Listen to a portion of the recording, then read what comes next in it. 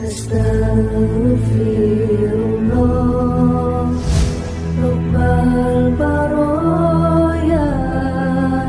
Astaghfirullah minal khotoya.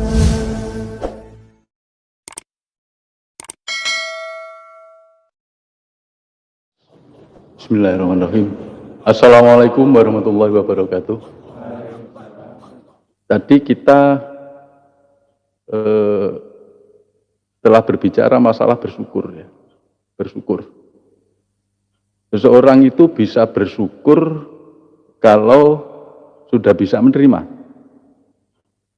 Ya, sudah bisa menerima. Menerima apa? Menerima perbuatan Allah, menerima kehendak Allah, menerima takdir Allah. Seseorang bisa menerima afal Allah kalau orang itu sudah bisa sadar Allah. Jadi syukur itu syaratnya harus bisa menerima. Menerima syaratnya harus sadar. Sadar Allah itu antara lain dilatih melalui mindfulness, zikir nafas. Itu sadar Allah. Walaupun berserah menerima itu ada juga di pada saat kita berlatih zikir nafas. Nah, setelah kita rutin, ya, setelah kita istiqomah, setiap hari kita berlatih, ya, maka insya Allah kesadaran kita akan semakin lama semakin naik. Apalagi sudah mencapai level singgoh. Nah, setelah itu kita tidak cukup hanya sadar Allah, kita tidak cukup hanya ma'rifatullah. Karena ma'rifat itu pondasi, ya, sadar Allah itu pondasi. Jadi kita kalau seumpama kita bangun rumah hanya pondasi-pondasi saja, sekuat apapun pondasi yang kita buat, kalau kita tidak teruskan hanya pondasi saja, maka pondasi yang sekuat itu akan banyak ditumbuhi rumput, ya, banyak kotoran-kotoran hewan, liar, dan lain-lain, akhirnya jadi rusak.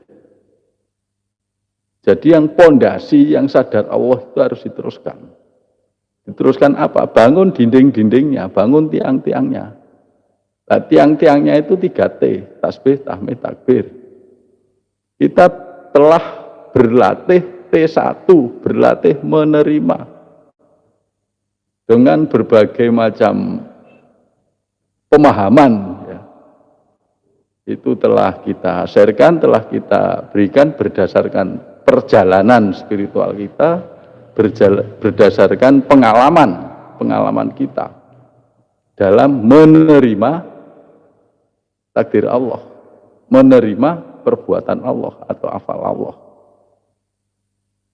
Kita telah latihkan beberapa bulan ini, kita berlatih.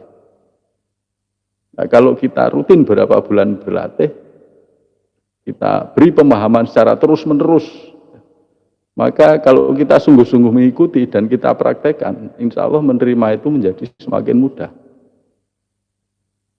Menerima menjadi semakin mudah. Diberi apapun oleh Allah, afal Allah itu enggak ada yang salah. Afal Allah itu mutlak. Itu sikap kita ya hanya bisa menerima. Menerima itu enggak protes, enggak menilai, enggak mencaci maki, enggak mengeluh, enggak khawatir, enggak takut, ya udah terima aja. Nah, dengan menerima ini, setelah kita menerima senerima-nerimanya sampai titik nol, itu maka disitulah muncul satu kebahagiaan, satu rasa syukur yang muncul. Ya. Munculnya muncul dengan sendirinya, itu kita masuk T2. Masuk T2. Kita dikasih uang orang, kita terima, mesti seneng. Jadi menerima itu kalau nol, itu hawanya seneng, bahagia, tenang gitu. Kalau udah seneng mesti bersyukur, alhamdulillah. Itu. Nah, ketika kita bersyukur, itu ada daya, Pak. Ada kekuatan. Jadi syukur itu ada kekuatan.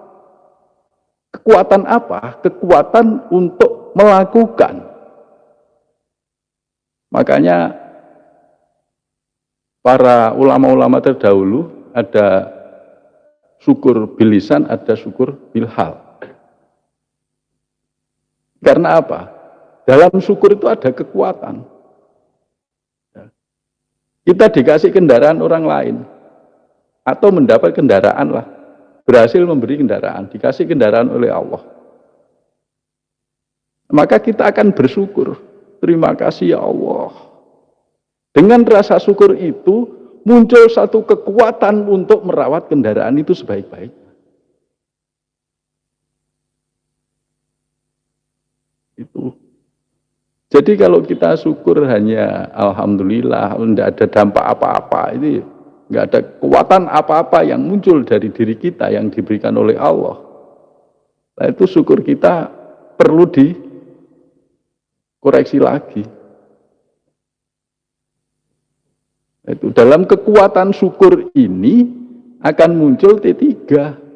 T3 itu semangat untuk melakukan satu tindakan yang menggambarkan syukur kita itu. Kita mendapat mobil, mendapat sepeda motor, mendapat apapun. Itu senang. Syukur itu senang gitu loh Pak. Syukur itu mesti ada daya senang, daya bahagiaan, daya ketenangan.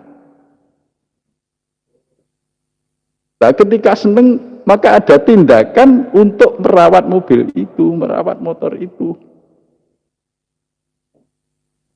Nah, itu T3.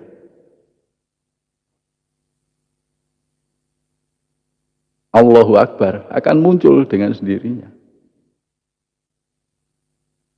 Kita melamar pekerjaan, kemudian diterima.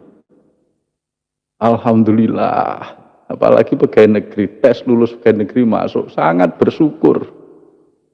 Nah, karena sangat bersyukur, akhirnya apa? Ketika mengikuti training, ya, training CPNS itu, maka akan diikuti dengan penuh rasa gembira, dijalankan sebaik-baiknya, seikhlas-ikhlasnya. Begitu juga ketika kita dikasih penyakit. Ketika kita bisa menerima sampai 0, sampai tidak ada ego untuk sembuh, keinginan ego untuk sembuh itu sampai enggak ada. Maka disitulah kita merasakan ketenangan, kebahagiaan. Nah, di situ ada kekuatan, ada dorongan, T3-nya akan muncul gitu. Untuk apa? Ya untuk berobat, untuk lebih syukur lagi, untuk bertindak melakukan sesuatu.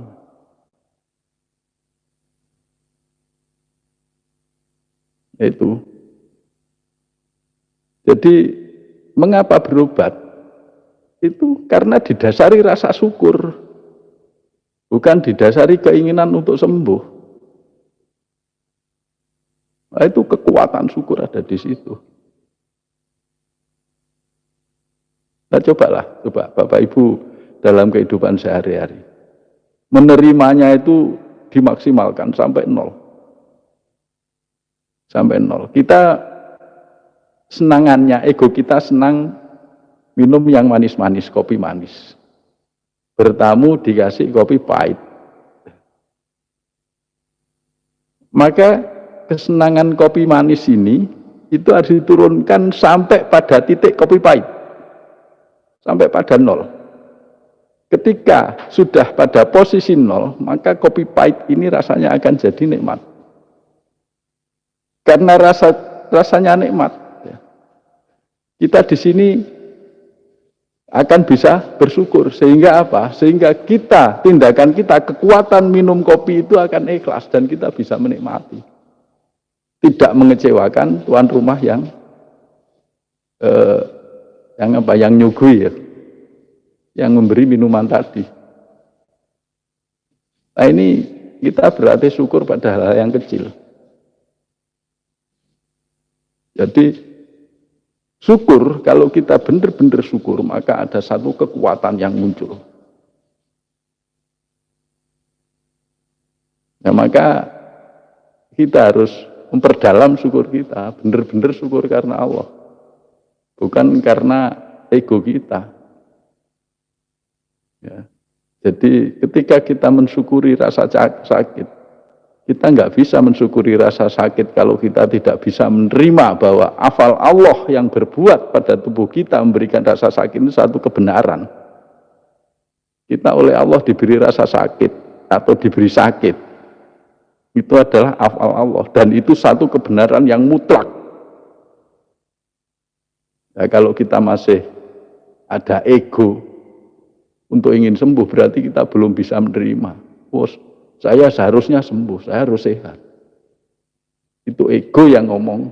Ya berarti kita perlu koreksi ketauhidan kita. Keimanan kita pada Allah kita perlu koreksi. Kita masih merasa bahwa afal Allah itu salah. Yang benar adalah keinginan kita. Ya jadi kalau kita sudah bisa seperti itu, maka sakit itu bisa kita nikmati. Kita senang, kita bahagia. Nah, disitulah muncul rasa syukur. Ketika syukur ini muncul, maka akan muncul satu kekuatan. Di dorongan untuk berobat, dorongan untuk bertindaklah menuju kesembuhan. Itu muncul dari kedahsyatan rasa syukur kita kepada Allah, karena kita menyadari bahwa afal Allah, perbuatan Allah pada diri kita adalah satu kebenaran yang mutlak, yang kita tidak punya hak untuk protes, kita nggak punya hak untuk menyalahkan, kita nggak punya hak untuk menilai. Jangan tanya kenapa saya sakit, kenapa ini, kenapa itu. Kalau kita terus mempertanyakan kenapa, itu tanda-tanda ketauhidan kita mulai ambrol. Jadi jangan ada pertanyaan. Nah ini saja Bapak Ibu, sekedar motivasi dari saya. Semoga ini bisa bermanfaat, memotivasi kita untuk lebih lurus lagi ke Allah, lebih kenceng lagi, dan tidak mudah tergoda oleh bisikan syaitan yang sangat menggiurkan, setan yang terkutuk. Saya mohon maaf, bila taufik wal hidayah. Assalamualaikum warahmatullahi wabarakatuh.